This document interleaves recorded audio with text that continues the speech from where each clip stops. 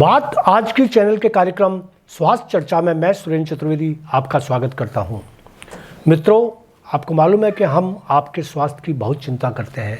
आपके शरीर का कोई भी हिस्सा अगर बीमार होता है, कमज़ोर होता है या किसी संकट में आता है तो हम नैतिक दायित्व समझते हैं कि हम उसके उपचार के लिए कहीं कुछ बात करें। आप देख रहे होंगे कि हम लंबे अरसे से आपके स्वास्थ्य चर्चा कार्यक्रम के अंदर किसी न किसी एक विशेषज्ञ डॉक्टर को आपकी अदालत में पेश करते हैं और आपसे जितने भी सवाल आपसे हमें प्राप्त होते हैं हम उनके सामने रखकर उसके जवाब हासिल करते हैं।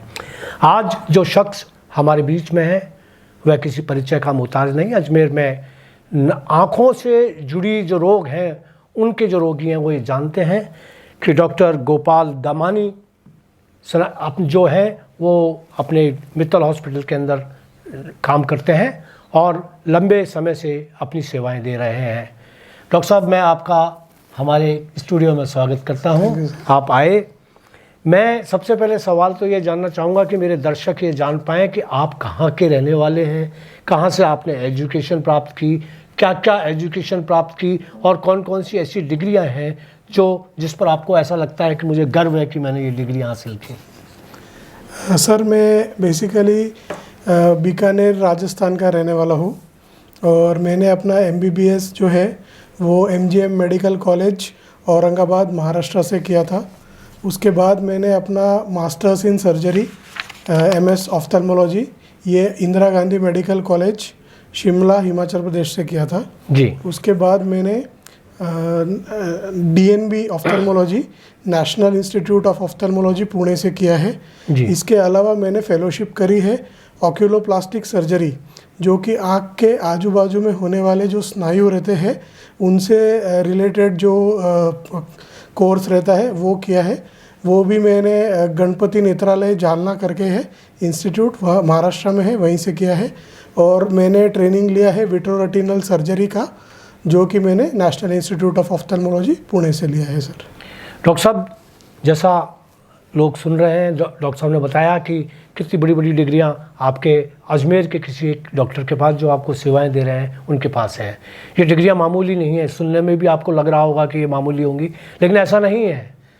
डॉक्टर साहब ने जो डिग्रियां बताई हैं वो नेत्र शल्य चिकित्सा की सबसे बड़ी डिग्रियां हैं जो हिंदुस्तान के बड़े बड़े हॉस्पिटल्स में जो डॉक्टर्स होते हैं उनको मिलती हैं। वो हमारे मित्तल हॉस्पिटल के अंदर उनकी सेवाएं मिल रही हैं। ये हमारे लिए गर्व की बात है। डॉक्टर साहब, आप बीकानेर से रहने वाले हैं। बीकानेर से और बीकानेर और अजमेर का बहुत गहरा रिश्ता रहा है। तो आपने क्या सोचकर बीकानेर से यहाँ आए, क्योंकि आपके पास जो डिग्रियाँ हैं वो तो ऐसी हैं कि आप जहाँ चाहें भारत के किसी भी अच्छे हॉस्पिटल में और भी अच्छे हॉस्पिटल में जा सकते थे। आपने मित्तल हॉस्पिटल को क्यों चुना? सर, मेरा ये एक मानना है कि जो काम अपने वासियों के लिए करना, और वो भी ऐसा नहीं होना चाहिए कि आपकी डिग्री है जो एक बड़े हॉस्पिटल में बैठ के और कुछ स्पेसिफिक वर्क के लोगों तक ही पहुँचे, ये मैं नहीं करना चाहता था। बहुत पहले से ही क्लियर था कि कम से कम निचले से निचले स्तर के लोग जो भी है वो जो स्वास्थ्य के एडवांसेस है उसको जो मिस कर रहे हैं उसमें मेरे को एक गैप दिख रहा था। तो मैं हमेशा उस गैप को पूरा करने के लिए अपना पूरा जो करियर है उसमें डालना चाहता था। और इसमें मेरे को मित्तल हॉस्पिटल पे जो प्लेटफॉर्म मिला और वो मतलब सराहनीय है, जिसकी वजह से मैं मित्तल हॉस्पिटल से जुड़ा। देखिए मित्रों, सर्वहारा वर्ग के साथ में हैं डॉक्टर खड़े हुए। सर्वहारा वर्ग से मतलब है जो वंचित लोग हैं, जिनको स्वास्थ्य लाभ नहीं मिल पाता, ऐसे लोग डॉक्टर अगर उन लोगों के लिए सेवाएं देने को आते हैं तो निश्चित रूप से मैं आपको बहुत बधाई देता हूं कि आपने मानवीय संवेदनाओं से जुड़कर और अपना व्यवसाय जारी रखा है।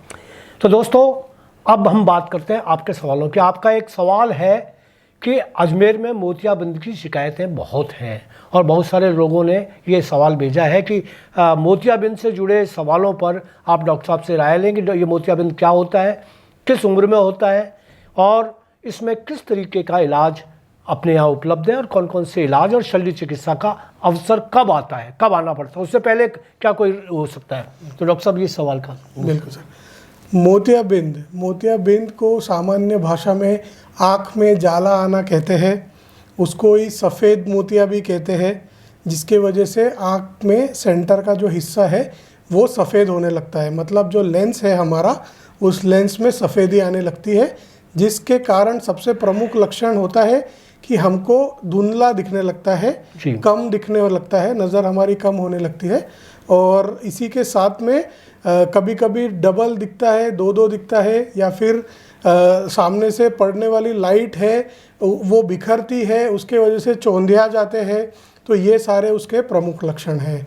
अब मोतियाबिंद जनरली एक एज रिलेटेड डिसीज़ होता है, जो 50 साल के उम्र से ज़्यादा वाले लोगों में होता है। पुरुष और महिलाओं में समान रूप से पाया जाता है। पर इसके अलावा भी मोतियाबिंद के और कई कारण होते हैं, जैसे कि पैदाइशी मोतियाबिंद जो होता है उसको कंजेनाइटल कैटरैक्ट बोलते हैं, वो भी होता है, जो छोटे बच्चों में भी पाया जाता है। और उसके अलग अलग फॉर्म होते हैं। डेवलपमेंटल, जो जैसे जैसे उम्र बढ़ते वैसे वैसे होता है। और उसी के साथ में कुछ मोतियाबिंद जो है वो चोट लगने के कारण होते हैं। ये मेन प्रमुख कारण है जो मोतियाबिंद होते हैं इसके। और इसी के साथ में मोतियाबिंद जो है इसको कुछ रिस्क फैक्टर्स है, कुछ अन्य बीमारी है जो इसका प्रोग्रेस जल्दी बढ़ाती है, जिसमें कि डायबिटीज़ है, हाइपरटेंशन है, और हार्ट के दूसरे और बीमारियां, और ये सारी चीज़ें जो है इसका प्रोग्रेस फास्ट करती है। अभी मोतियाबिंद की जो ट्रीटमेंट ऑप्शंस है कि अर्ली स्टेज में जब मोतियाबिंद रहता है तो फिर हम चश्मा लगा के अपनी नज़र बढ़ा सकते हैं, और जब तक हमारा पॉसिबल है कि हम चश्मे से काम होता रहे तब तक चश्मा लगाते हैं। पर फिर एक टाइम आता है जब चश्मा भी काम करना बंद कर देता है, उसके बावजूद हमको धुंधला दिखने लगता है।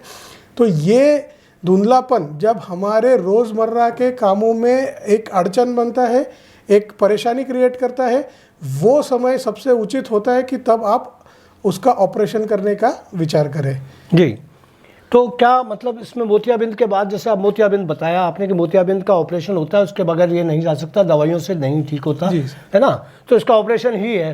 तो इसका ऑपरेशन क्या बड़ा जघन्य ऑपरेशन होता है या बहुत मामूली सा ऑपरेशन होता है? किस तरीके से इसका ऑपरेशन, क्योंकि डरते हैं लोग बाग, आंखों का मामला है, आँख चली ना जाए। कई बार ऐसा होता है कि आपकी आँख मामूली सी बात से आपने शल्य चिकित्सा करवाई और आँख चली गई, तो ऐसे खतरनाक रोग के अंदर तो आप क्या ऐसे वो बताएंगे इसको मोतियाबिंद के? सर, मोतियाबिंद का ऑपरेशन ना तो बहुत मामूली होता है, ना बहुत ज़्यादा जटिल होता है। ये एक ऐसा ऑपरेशन है क्योंकि एक मनुष्य के जीवन में नज़र या आँख उसके 80% कार्यों के लिए, और जो बचे हुए कार्य उसमें भी उसका जो इम्पोर्टेंस है वो बहुत ज़्यादा है। तो इसके लिए उस ऑपरेशन को उतना जो तवज्जो है वो मिलता नहीं है। उससे होने वाली जो चीज़ें हैं उसको ध्यान रख के अगर अपन उसके जो सारे परहेज़ है अगर वो फॉलो करते हैं तो फिर न गणने चांस है कि उसके वजह से आँख चली जाए, है ना। देखो, ऑपरेशन है तो उसमें अपने सेट ऑफ कॉम्प्लिकेशंस होने के चांसेस होते हैं।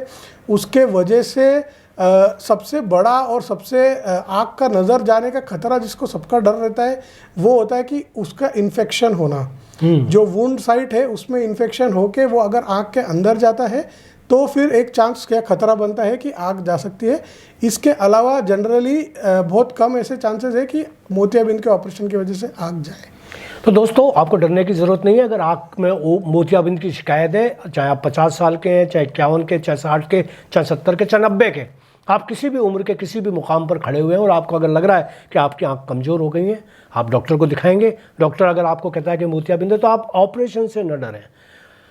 हालांकि डॉक्टर साहब ने कहा है कि मतलब जटिल ऑपरेशन भी नहीं होता, मामूली भी नहीं होता, लेकिन मैं कहता हूँ कि मामूली होता है, कोई जटिलता नहीं होती इसके अंदर, सिर्फ होता है इन्फेक्शन का।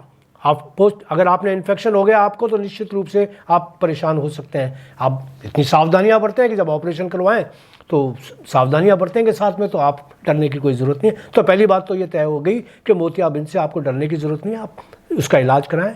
और 50 साल की उम्र के बाद में ही होगा, उससे पहले जो होगा वो और दूसरे कारण बताएं उनका, ये हो सकता है। एक चीज़ जो डॉक्टर साहब ने बताई वो बड़ी महत्वपूर्ण बताई, जो आपको ध्यान रखनी पड़ेगी और जो बहुत सारे लोगों के सवालों का जवाब दे रहा हूँ मैं, कि उन्होंने कहा कि साहब भाई देखिएगा, अगर आपको डायबिटीज़ है तो निश्चित रूप से आपका डायबिटीज़ का जो असर है वो आंखों पर आएगा, जैसे डॉक्टर साहब ने बताया। तो आप डायबिटीज़ का प्रॉपर इलाज कराते रहें, जिससे कि आंखों के अंदर जो मोतियाबिंद है, फिर भी मोतियाबिंद तो आना ही है, आता है, 80-90% लोगों के आ जाता है। शायद सर होते होंगे कि कुछ जो बच जाते हैं जिनके मोतियाबिंद नहीं होता है ना, बड़ा मुश्किल होता है मोतियाबिंद से निकलना। लेकिन अच्छा, मोतियाबिंद से अगर आप सोचते हैं कि आपकी आंखें कमजोरी और चश्मे से ठीक हो जाएंगी, तो ये आप कभी भूल ना करें। मोतियाबिंद का तो ऑपरेशन कराएंगे, उसके बाद आप देखेंगे कि आपका जो चश्मा था उसकी रोशनी आपको ज़्यादा बेहतर दिखने लग गई। एक सवाल मैं मतलब पूछना चाहूँगा, जो एक बच्ची ने पूछा है, वो नाम नहीं बताना चाहती अपना। वो ये पूछ रही है कि साहब मेरी आंखों में स्क्विंट है, मैं देखती इधर हूँ तो लोग बाग ये समझते हैं कि मैं इधर देख रही हूँ, और इससे मुझे ना सामाजिक रूप से बड़ा अपयश होता है, तो इसका क्या इलाज है? सर, स्क्विंट ये ऐसी बीमारी है जिसको सबसे पहले तो उसका कारण हमको पता करना पड़ता है जी, कि स्क्विंट 4 प्रमुख कारणों की वजह से होता है। एक जो है कि पहले ही बचपन में किसी को चश्मे का नंबर रहा है और वो नहीं लगा है टाइम से, तो उसके वजह से आपकी आँख टेढ़ी हो गई। दूसरी जो प्रमुख कारण है वो बचपन में आपके आँख के डेवलपमेंट में कहीं ना कहीं कोई बाधा रही है, जिसके वजह से एक हिस्से का डेवलपमेंट अच्छा नहीं हुआ, उसके वजह से आँख टेढ़ी हो गई। तीसरा प्रमुख कारण है या तो कोई चोट लग गया, या तो फिर कोई आँख को घुमाने वाली जो नसें हैं उन नसों के अंदर कुछ डैमेज आ गया, तो फिर उसके वजह से होता है। और चौथा सबसे बड़ा कारण होता है कि जो मसल्स है वो मसल्स जो है पैरालाइज हो जाते हैं, उनके वजह से स्क्विंट होता है। तो सब आप घबराइए मत। जो भी लड़की जिसने ये सवाल पूछा था, आप एक बार आपके आँख के नेत्र रोग विशेषज्ञों को दिखाए, वो सारी जांच करके ये देखेगा कि कारण क्या है और फिर उसको ट्रीट करने का कोशिश करेगा। अगर चश्मे का नंबर एक कारण है तो वो चश्मा लगाते ही आपकी टेढ़ी आँख सीधी हो सकती है। उसके अलावा अगर मसल का पैरालिसिस है तो फिर ऑपरेशन करके उस आँख को सीधा किया जा सकता है। अगर कोई नसों का प्रॉब्लम है तो उसका सर्जिकल और साथ में मेडिकल इलाज दोनों करके आप उससे निजात पा सकते हैं। तो ये बिल्कुल भी मैं समझ सकता हूँ, आपको एक सोशल प्रॉब्लम होता रहेगा कि आँख टेढ़ी देख रही है, उसके वजह से आपको लोग भी बहुत सारे पॉइंट आउट करते रहेंगे, पर आप इससे बिल्कुल भी खफा नहीं होइए। एक बार पूरा अपना चेकअप कराइए और इसका इलाज हो सकता है। बिटिया रानी, आपने सुन लिया कि डॉक्टर साहब कह रहे हैं, दमानी साहब कह रहे हैं कि इतनी घबराने की ज़रूरत नहीं है। आप कह रहे हैं कि मैं शादी के लायक हो गई हूँ और मेरी शादी में भी इस आँख की वजह से प्रॉब्लम हो रही है, तो आप ऐसे घबराएं नहीं, आप आएँ मित्तल हॉस्पिटल में। डॉक्टर साहब आपको मिल जाएंगे। डॉक्टर दमानी जी गए हैं, जो बहुत अच्छे सर्जन है, डॉक्टर गोपाल दमानी। आप इनसे संपर्क कीजिएगा। अगर आपका आँख का ऑपरेशन भी होना हुआ तो डॉक्टर साहब ऑपरेशन करेंगे और बहुत आसानी से ऑपरेशन हो जाएगा, इसमें कोई घबराने की ज़रूरत नहीं है। एक सवाल किसी ने पूछा है सर कि कलर्ड ब्लाइंडनेस के लिए क्या, जो आँखों में जो कलर्ड ब्लाइंडनेस आती है वो क्या है बीमारी है और वो कैसे आती है? कलर ब्लाइंडनेस, जिसको अपन रंग न पहचानने का बीमारी बोलते हैं। अपने आँख में जो पर्दा रहता है, पर्दे में 2 तरह के सेल होते हैं, एक होते हैं रॉड सेल और दूसरे होते हैं कोन सेल। तो जो कोन सेल है बेसिकली ये अपने को कलर पहचानने का काम आते हैं। तो जिनको भी कलर ब्लाइंडनेस होता है उसमें ये कोन सेल्स की संख्या जो है ये काफ़ी कम होती है, इनके वजह से वो पहचान नहीं सकते, कलरों के बीच में अंतर नहीं कर सकते। तो आज के डेट में इसके लिए कुछ डिवाइसेस ऐसे डेवलप हुए हैं जो एक आपको कलर का शेड पहचानने में मदद कर सकते हैं। इसके अलावा कुछ नए ट्रीटमेंट जो इजाद है जिसमें स्टेम सेल ट्रांसप्लांट है, वो आज के डेट में किया जा सकता है, और जिसकी वजह से आपको एटलीस्ट पूरा 100% नहीं तो भी काफ़ी हद तक कलर पहचानने में सहायता प्राप्त होगी। हाँ, तो दोस्तों जिन्होंने ये सवाल पूछा है उनको उनका जवाब मिल गया है। आपने जान लिया कि कलर ब्लाइंडनेस जो है वो बीमारी तो है, लेकिन ऐसी बीमारी नहीं है जो लाइलाज हो, जिसका इलाज ना हो सकता हो। उसका इलाज कैसे हो सकता है डॉक्टर साहब ने बताया। एक बचपन से आंखें कमज़ोर होने की पहले नहीं हुआ करती थी। हमने देखा था कि 70 साल में 60 साल में चश्मे लगा करते थे, लेकिन अब तो बच्चा पैदा होता है 3-4 साल का, 4 साल 5 साल में चश्मा लग जाता है डॉक्टर साहब। तो ये सवाल जो पूछा गया है वो किसी वृद्ध ने पूछा है कि साहब मेरे बच्चे का मैं मतलब इस बात से परेशान हूँ कि 5 साल में उसको चश्मा लग गया है, तो आप बताइएगा कि क्या इसका कारण है और उससे।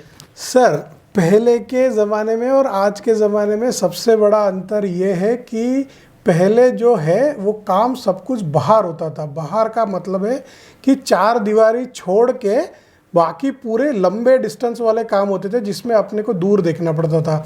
अपन खेल रहे हैं बाहर तो अपन दूर देखते थे, मतलब नज़दीक का काम नहीं होता था। आज के डेट में सब कुछ जो है वो एक 4 दीवारी के अंदर सिमट के रह गया है। बच्चा खेलता भी है तो मोबाइल में खेलता है, लोरी सुनाता है, उसके माँ बाप उसको कुछ मतलब जिससे कि वो एंटरटेन होके खाए या पिए उसके लिए भी मोबाइल दिखाते हैं। तो बेसिकली जो सारी काम है वो ये मोबाइल के वजह से, या नज़दीक का काम पे ही सब कुछ आके टिक गई है दुनिया, उसके वजह से ये नंबर जो है बढ़ने लगे हैं और बहुत कम उम्र में जल्दी से लगने लगा है। प्रोग्रेसिव मायोपिया ये इसके लिए टर्मिनोलॉजी है, और इसके निजात के लिए आजकल काफ़ी प्रयास किए जा रहे हैं। ऐसे भी दवाइयाँ ढूंढी जा रही है कि जिसको लगाने से देने से ये कम हो, पर ये दवाइयाँ ये सब अपने जगह पे है। इसका सबसे इम्पोर्टेंट जो ये है कि इसको प्रिवेंट करना चाहिए, और उसके लिए टाइम टू टाइम बच्चे को दूर देखने के लिए बाहर भेजना ज़रूरी है। खाली मोबाइल में और 4 दीवार में सिमट के वो नहीं रहे, ये उसका सबसे अच्छा प्रिवेंशन का इलाज है। डॉक्टर साहब आपने बात तो बहुत अच्छी बताई और मैं जो पब्लिक तक पहुंच भी रही है ये बात, लेकिन उन लोगों का क्या कहें जो हेरिडिटरी आंखों को कमजोरी लेकर आए हैं और पैदा होते ही 5 साल उनका तो कोई उन्होंने मोबाइल भी नहीं जानते, ना वो उन्होंने कंप्यूटर देखा, ना कोई पास की कोई ऐसी है, लेकिन वो पैदा होने के बाद उनकी आंखें कमज़ोर हुई और वो आंखें, ऐसे लोगों के लिए आप क्या कहना चाहेंगे? सर, ऐसे लोगों के लिए होता क्या है कि जब चश्मा लगता है, बेसिकली इन लोगों में जो लगता है वो माइनस के नंबर लगते हैं, मायोपिया ही होता है वो। उसमें होता क्या है कि आँखों के जो बाहर के लेयर्स है वो बहुत फटाफट ग्रो हो जाते हैं, और जो पर्दे की लेयर है वो स्लो ग्रो होती है, इसलिए उसके अंदर वीक स्पॉट्स रह जाते हैं जी। तो बेसिकली इसको चश्मा लगा के ठीक किए, या फिर इसको कॉन्टैक्ट लेंसेज ठीक करें अगर किसी को चश्मा लगाना नहीं सुहाता है तो। और या तो फिर चश्मा हटाने के लिए जो ऑपरेशंस होते हैं लेज़र द्वारा किए जाते हैं, लेसिक हो गया, इंटैक्स हो गया, ये सारे ऑपरेशंस करके आप इनसे निजात पा सकते हैं। डॉक्टर साहब एक बच्ची ने पूछा है कि वो कॉन्टैक्ट लेंस लगाना चाहती हैं कमज़ोर, तो इससे क्या आंखों को कोई नुकसान तो नहीं होता? और जो फैशन के लिए कॉन्टैक्ट लेंस लगाए जाते हैं वो क्या लगाए जाने चाहिए या नहीं लगाए जाने चाहिए, ये पूछ रहे हैं। सर, कॉन्टैक्ट लेंसेज जो है, क्योंकि वो कांटेक्ट में रहते हैं अपने शरीर के, रादर अपने आँख के, सीधा अपने आँख के संपर्क में रहते हैं, इसलिए वो थोड़े से मतलब इन्फेक्शन प्रोन हो जाते हैं।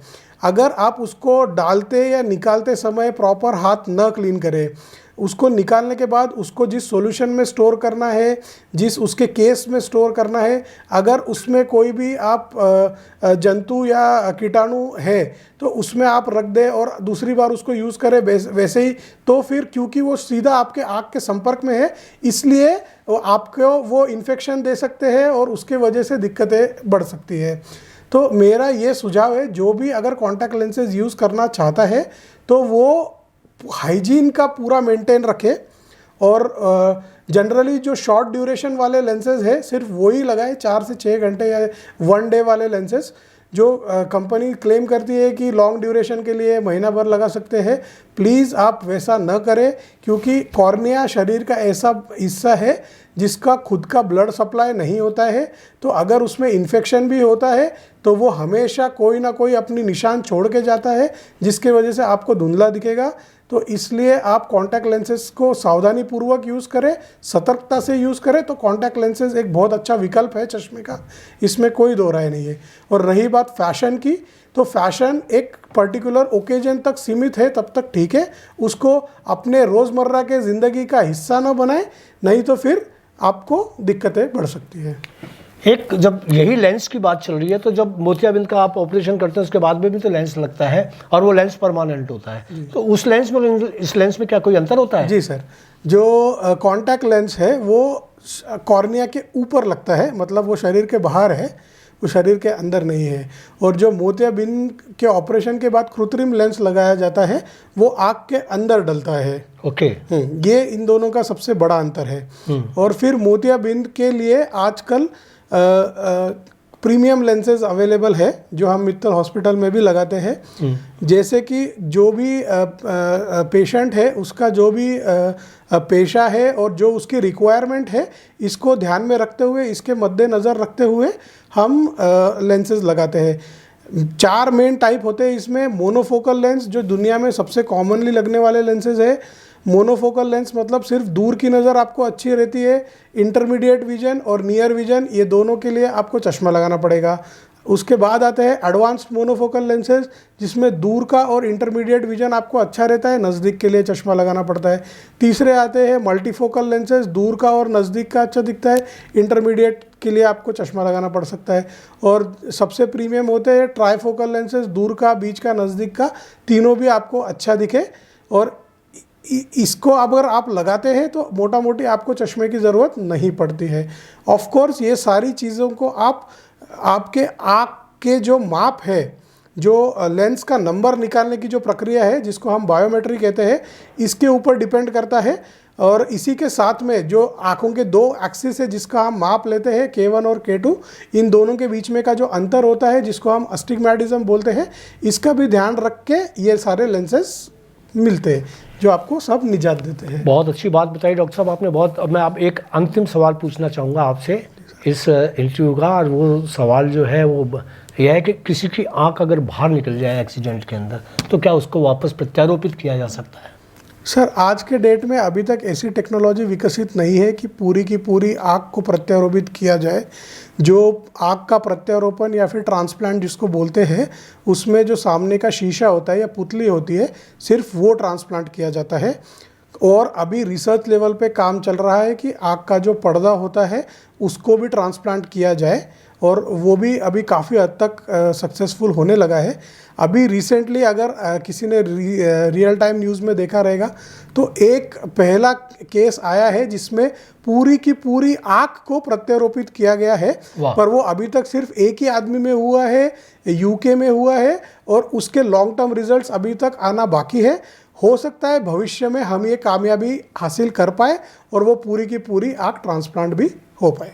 बहुत अच्छा डॉक्टर साहब, आप आए, आपने हमारी जो दर्शक हैं उनकी जिज्ञासाओं को शांत किया, इसके लिए बहुत बहुत धन्यवाद। और मैं चाहता हूं कि आपके लिए बहुत शुभकामनाएं कि आप अजमेर से जुड़े कोई भी अगर रोगी आपके पास पहुंचे तो उनसे उसी सहानुभूतिपूर्वक विचार बात करें जिस सहानुभूति से आपने यहाँ उनसे बात की है। बहुत बहुत धन्यवाद। Thank you.